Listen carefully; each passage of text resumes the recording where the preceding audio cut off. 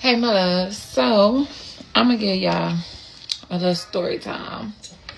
Okay? And this probably be a part one. I'll probably try to make it all in this little minute. This little one video. But anyway, okay, story time about the time I went to prison. For those of you that know, then you know. But yes, I did 4 years in the penitentiary. And in those 4 years, I'm going to tell you the several units I've been to, okay? I've been to Hilltop Unit. I've been to Mountain View. I've been to Crane. No, was it Crane?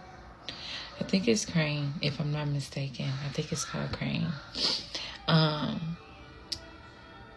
What's another one? What was the other one? Oh, and Hobby. I've been to Hobby. I think I'm missing one more, but I don't know how to say it. I think it starts with an R. I'm not sure. But it's not far from Mountain View.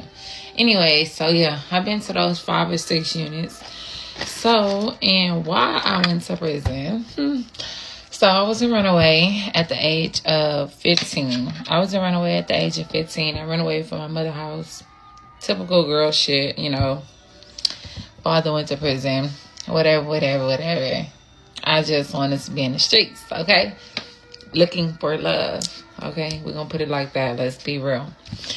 So, anyways, in the midst of that, I wasn't in contact with none of my parents, okay? None of my people. Nobody. My father was in prison. Me and my mama wasn't clicking. Like, we had our ups and downs. Me and my grandma, ups and downs. Yeah, anyway, long story short. So, I met this dude online on Twitter. So, I met this dude, whatever. Lied about my age. Let me start there. I lied about my age. Told the dude I was 18 or 17. I probably even told him I was 19. I don't know, because baby, if I show y'all how I looked at that age, at 15, mind you, I'm 15, you would have believed me. Okay, y'all know how this generation is. But anyway, so yeah, so I met this dude online. I think he was 20. Oh, he was over 22. Let's keep it real. He was over 22. Mind you, I'm only 15. But he thinks that I'm between 17 and 19. I can't remember what age I told him. I'm 25 now. So anyway, so yeah, I met this dude, ran off with this dude. Didn't know shit about what I was doing. Barely knew how to take care of myself, okay? Yeah, so met up with him. My mom filed a runaway. The laws tapped into my computer, like dead ass tapped into my computer. End up knowing where I was, finding the dude information. My mom ended up calling the dude, letting the dude know, hey, you with my 15-year-old runaway daughter. So he ended up dropping me at a gas station because she threatened that the laws was going to be at his door. So he ended up dropping me at a gas station, and I ended up getting on this POF app. I don't know if y'all heard about this, but I think it's Plenty of Fish. I don't know if that's still an ongoing thing, but at that time, that's what it was called, POF. So I ended up getting on that at the gas station like this quick, okay? I had pictures already on my phone, so I'm posting pictures. Ended up talking to this guy like within 30 minutes. Like, I was a risk taker. Like, honey, I would never do that now, though. God, like, Lord knows. Oh, my goodness. But anyway, so ended up talking to this guy. Ended up telling this guy I was at the gas station.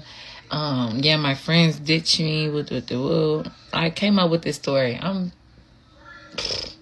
This is some real, like, swear to God, no lie, like, right hand to the man. This is God honest truth. So the guy pulled up on me, whatever. Mind you, this guy, he thinks that I'm in between the age 17 and 19 as well.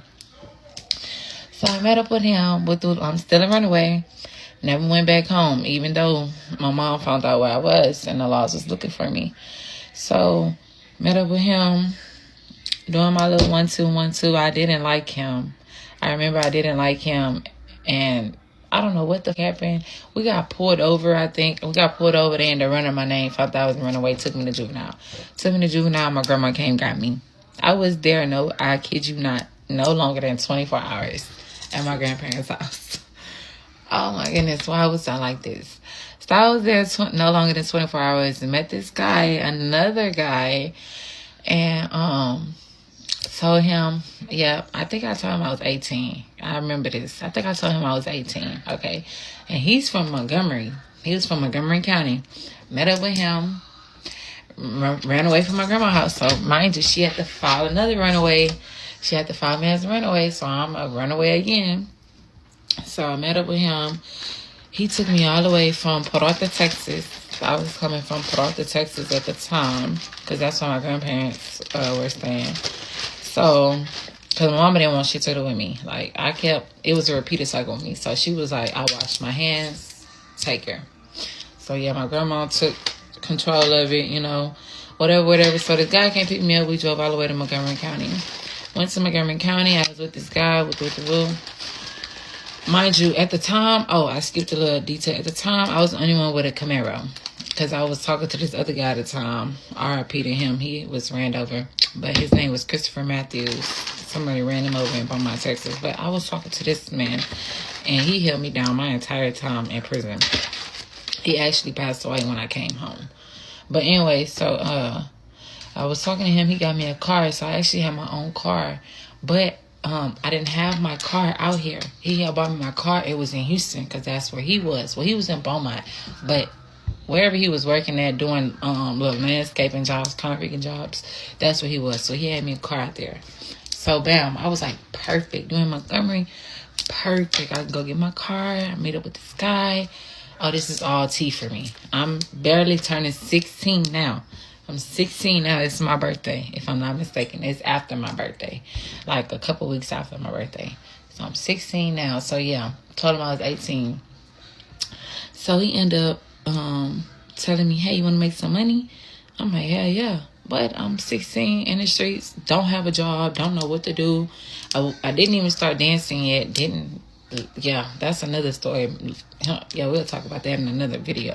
But anyway, so I'm like, yeah. So I was like, what I gotta do? He was like, you just gotta be a bait. I'm like, be a bait? What I gotta be a bait and do? He was like, I just need you to put something sexy on, walk down the street, and the Mexicans, just get the Mexicans' attention and go in the house and see, you know, what they got going on in there. Like, because they be having weed, coke, money, like they was some big drug dealers, and this is in Montgomery. So I'm like, bet, okay, cool, I could do that. So I walk by, sure enough, they whistling, Mama Sita, whoop, come have a beer. If I'm not mistaken, it was one of them fancy-ass Coronas, whatever it is in a green bottle. Yeah. So I'm acting like I'm sipping that, mind you, I'm on my phone, but I'm taking pictures on the low, but I'm acting like I'm on my phone, drinking beer, but I'm taking pictures of the dude. So when the dude like, hey, you want to come in? I'm like, yeah, come on. I'm like, yeah, let's go. So we go in. It's nothing but hella pounds of money in the back. You can hear the niggas in the back talking. Close the door. It's like 6 niggas. Close the door. It's hella everywhere. It's 20s, like big stacks of 20s, like 30,000, 40,000, all on the table. So I'm sitting there, and mind you, now they watching me because I got my phone out. So I'm hurried and taking pictures and putting my phone up. So the nigga texting, like he steady texting, like, hey, you good? Because I went in the house. That wasn't part of the plan. So I'm like, I had to take my phone out, and I'm texting, yeah, I'm good. A nigga asked me, the Mexican, like, hey, what you doing over there? Like, you know, what you doing over there? You good? I'm like, yeah, shit, I'm good. I'm talking to my folks, I'm good. So fast forward all that, I ended up leaving, ended up getting up out of there, telling them what's going on. Bam.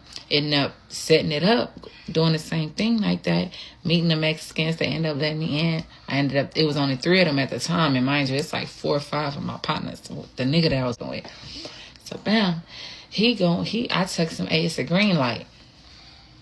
Bam, they all go in, they beat one nigga with the iron steel bat, beat him. They thought he was dead.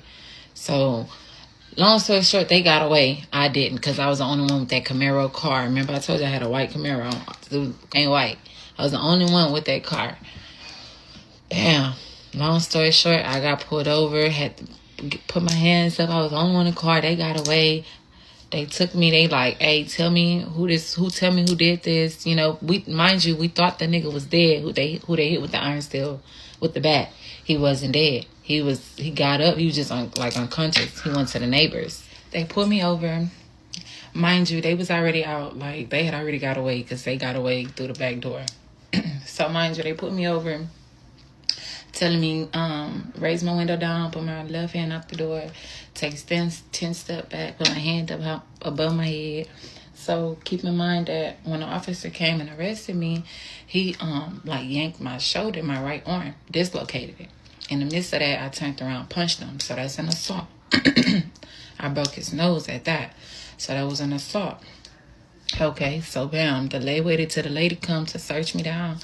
They took me to county. They like, we'll let you go. You know, they talking to me. They telling me if I cooperate with, they'll let me go because I'm 16. I can go back home to my mother. Right now I'm just under a runaway, and they know that they probably forced to do what I did. You know, woo. I'm like, I'm not having that. I'm not going back home because I done already got a taste of the streets. So I'm like, yeah, no, that's dead. I'm not telling y'all nothing. And I'm thinking that the nigga gonna have my back, you know? So anyway, push forward. All right, bam. So I go to jail. I go to jail. I go to court. Well, I go to jail. I go to TYC. When I go to TYC, I go to court. When I go to court, they're like, I didn't have no paid lawyer or nothing. I had an appointed lawyer. So they're like, yeah, when you go to court, nobody was there, no family member or nothing. I was with a CO that I met at TYC. So he went to court. They found out about it, so they fired him. So he ended up going to court with me because, you know, they didn't already fired him. They didn't found out about it. So bam, so he go to court with me, and they tell me that I got 8 years. Well, that's the offer, 8 years. So I'm like, no, I'm not doing that. Boo-hoo crying, I'm not doing that. So then I go back to TYC a year later. It's almost a year, probably like 8-9 months. I come back, I go to court. The dude he got me a paid lawyer. So the lawyer go in and she no, was it a he? No, it was a she. I'm lying. The lawyer well, if I go back in there, they gonna raise it up. Instead of, you know, they gonna raise it up because they didn't drop it down when she came in there. They didn't drop it to 4 years. So I'm like, I can't do that. So they went from 8 to 4. I'm like, I can't do that for my first offense. Like, yeah, no, that's dead. So then they was like, well, if I go back in there, then the DA is going to raise it up and woo. So they called my mom on a little black phone or whatever. They called my mom. My mom wasn't there, but they called her and they tell her what's going on. And she like, can I talk to my daughter? But she was on speakerphone. So I'm like, yeah, I'm listening. And she was like, girl, you better do that 3 years. That's just 3 years. And you don't have to do the full 3 years. You could do that shit on the headstand and woo. Your daddy doing 20. I'm like, yeah, no, can't do it. So mind you, the lawyer, if I go back in there, they're going to raise it up. You know, they could double it. I'm like, oh no. But what they got me for, say all that, my original charge was the aggravated assault with a deadly weapon, aggravated robbery, and then it was aggravated assault on the officer.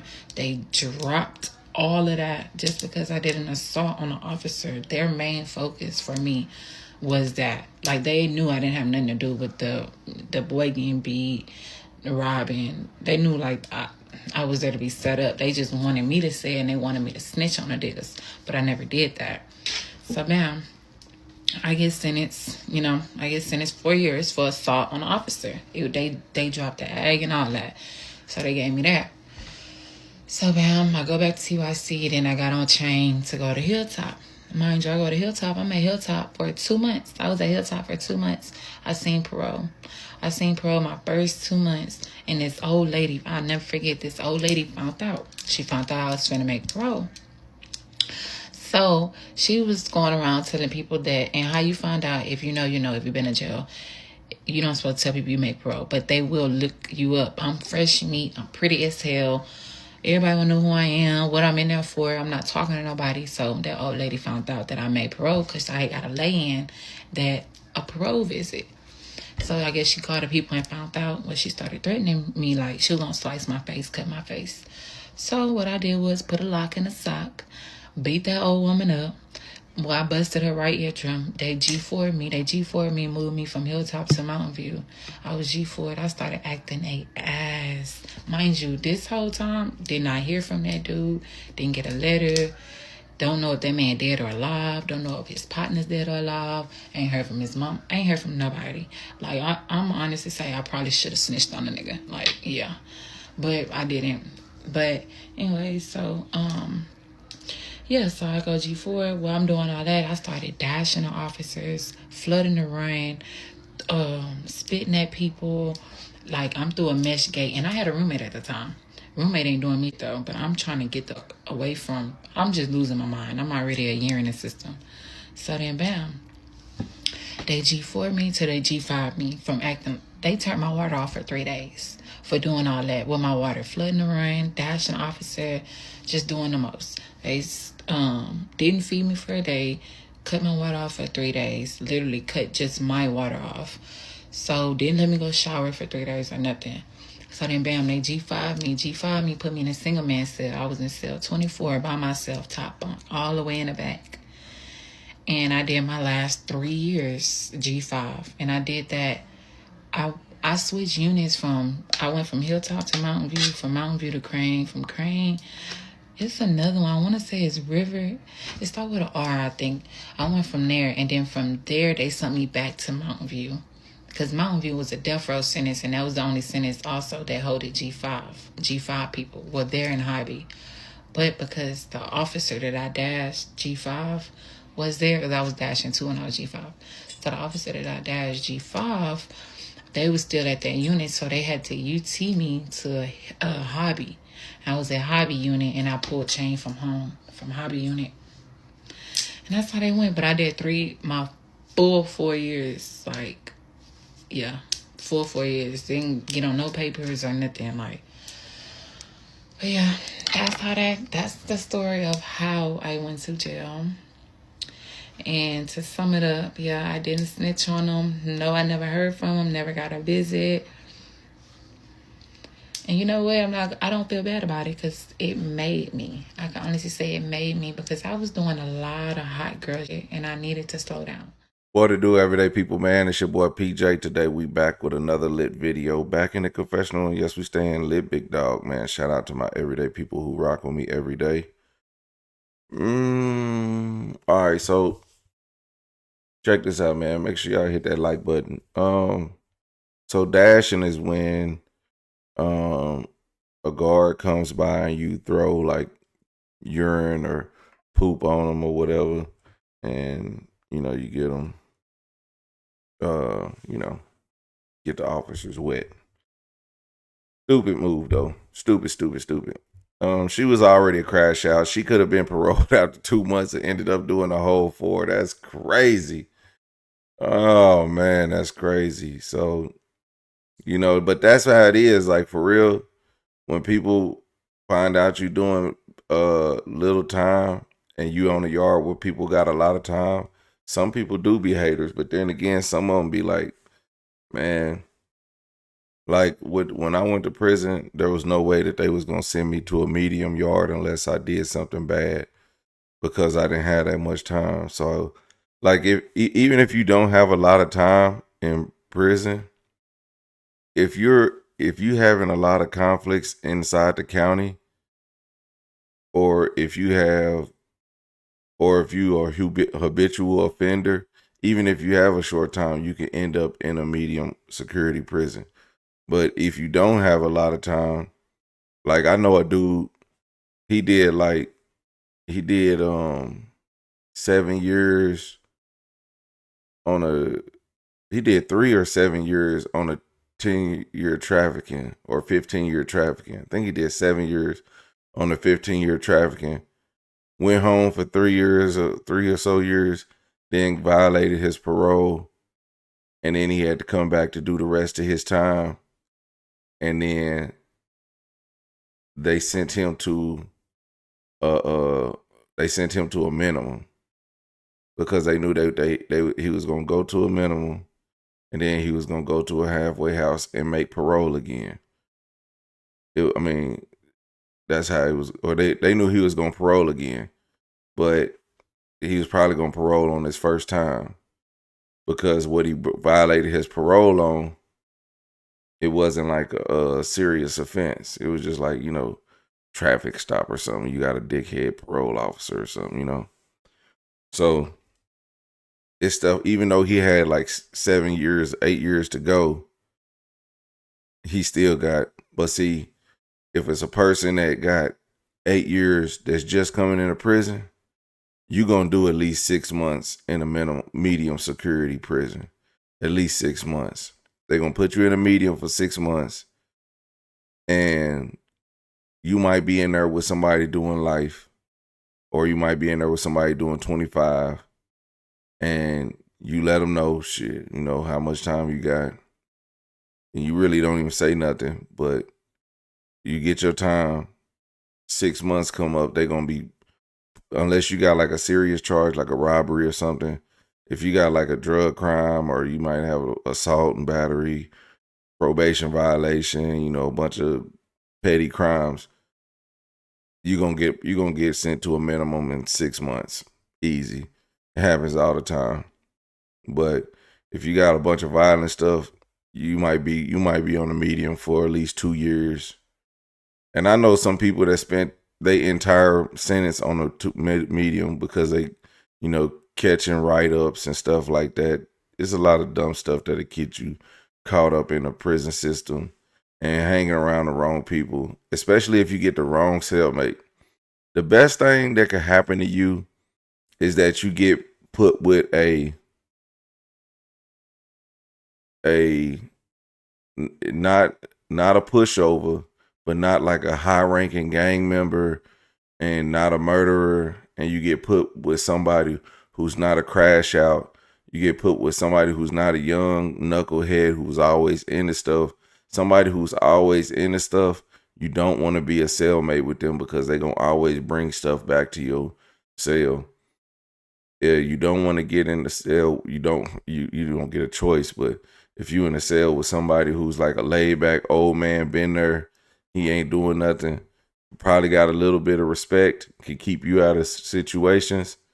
But only thing is, people gonna come around and check your temperature, and then they're gonna be like, you know, tell you to come out, try to holler at you. People gonna try to test you. So you just gotta, like, you know, you gotta move around and meet somebody and try to, you know, you just gotta survive. You just gotta survive. You ain't got no choice.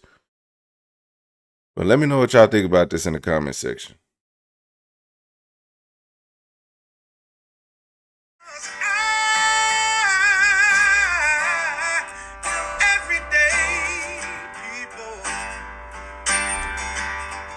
Day and night. For some women, it can start working in as fast as 1 week.